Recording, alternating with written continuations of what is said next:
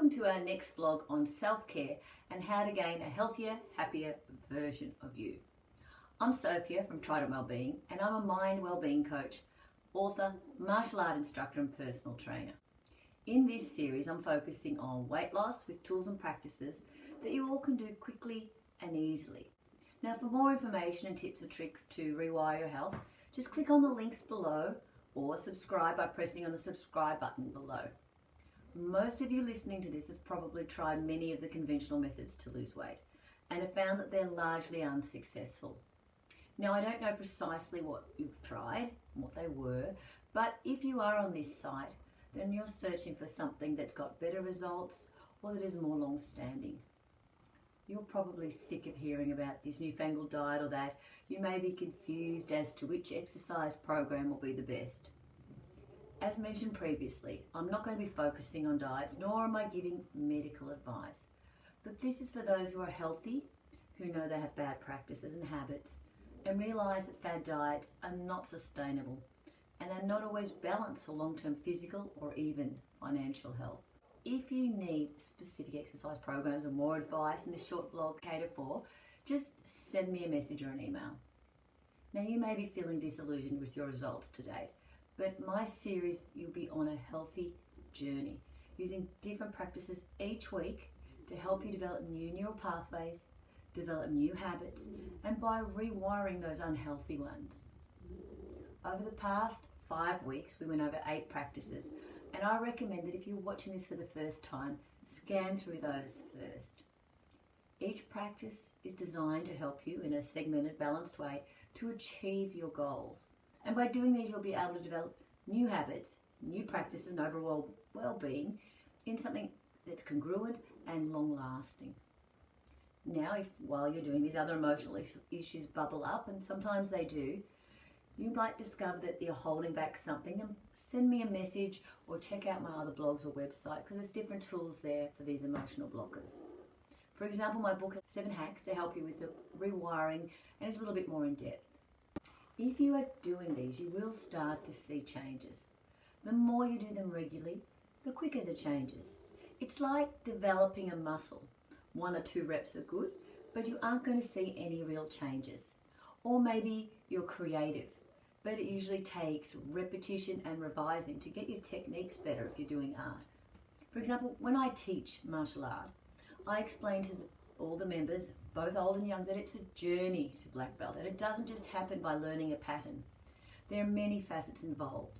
It's progressive, it needs repetition.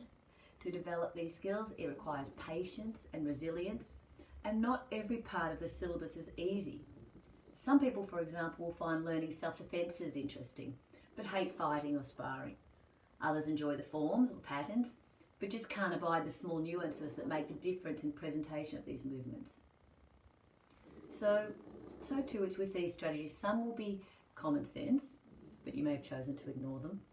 Others will be easy, but done on their own, they're just not enough to get to the next level. Now it's time to work out what's actually holding you back. Just relax, concentrate. What about Padme?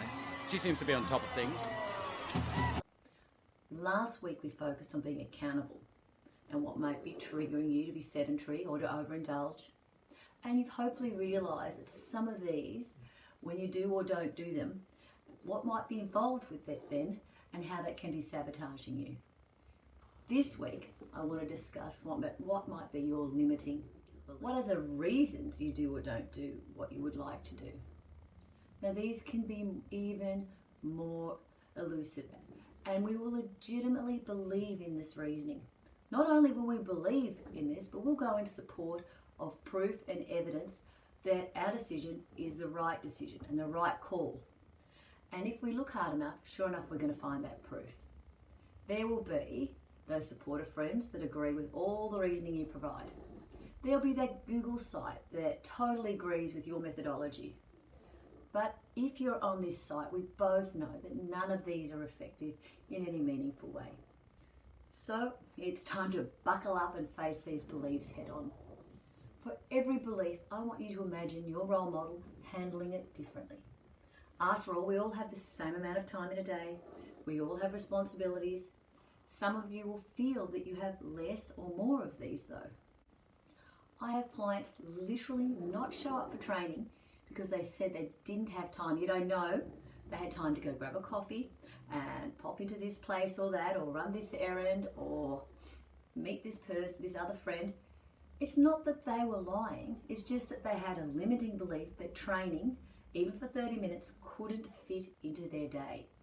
It just wasn't a big enough priority. They truly felt that they were restricted in their options. Other clients, I've had schedule appointments at times when they train, and these training times were booked well in advance. Now I'm too busy. I too am busy. I run a business, I have 4 kids, an ailing mother, and I still find time to train, and always have. When studying and working full-time was a priority to me, my healthy well-being, my mental well-being were important enough that I found time to go to the doctors, the dentists, the hairdressers, without compromising my health choices. Now, I'm not saying every workout was an hour or that it reached peak performance by any means, but by doing them regularly, it keeps up momentum.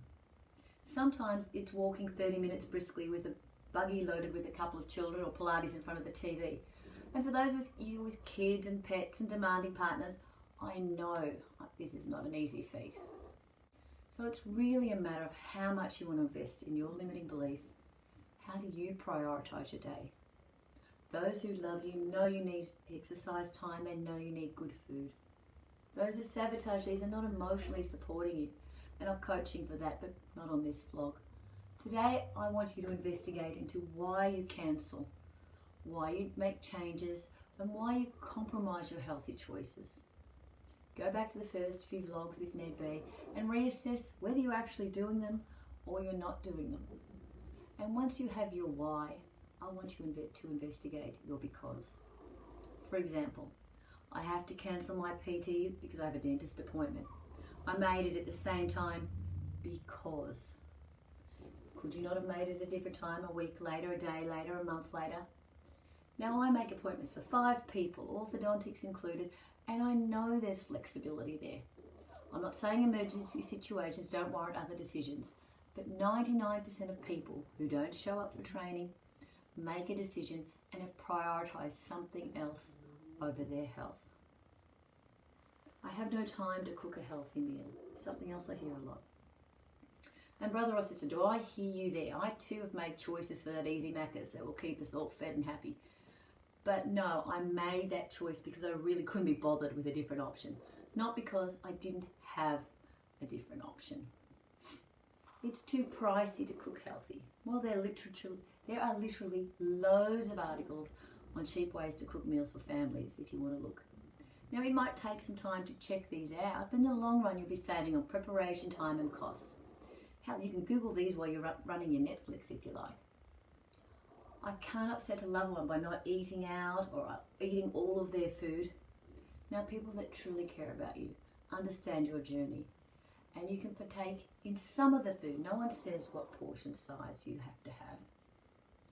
Now, this week might be really difficult for some of you, and if you can bear with it, you will really discover the limiting beliefs that are holding you back. I know that if you're following the previous strategies, you will be making healthy changes. You'll be taking control of your well-being and modeling health to those you care about, and ultimately you'll be feeling much more vital. So until next week, practice this next strategy. The more you pay attention to your self-talk in regard to your limiting beliefs, the more you will learn about yourself. Your life's a journey, and some of these strategies may need to be revisited regularly, but you will become more adept at it and able to do so really fast.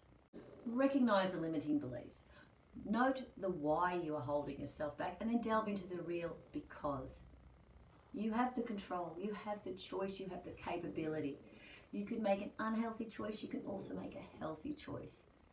Let me know how you went by posting below, or send me a message, because I want you to live your best, healthiest life, and don't you deserve it?